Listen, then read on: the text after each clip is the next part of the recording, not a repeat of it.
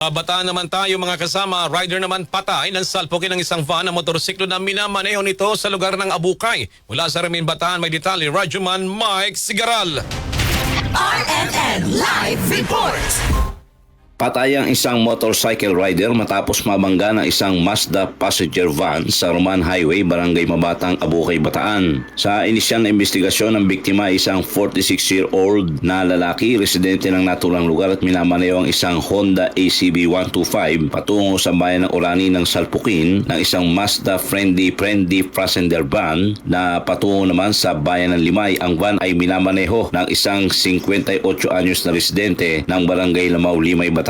Lumabas sa ulat ng pulisya na pumasok umano ang van sa kabilang linya na naging sanhi ng banggaan na nagresulta ng pagkasira ng parehong sasakyan at agarang pagkasawi ng rider sa lugar ng insidente. Napag-alaman din na walang permanenteng road marking sa nasabing bahagi ng highway at traffic cones lamang ang nagsilbing pansamantalang gabay sa trapiko. Kasama mo sa Bataan, Radyoman Mike Sigaral, Tatak, RMN.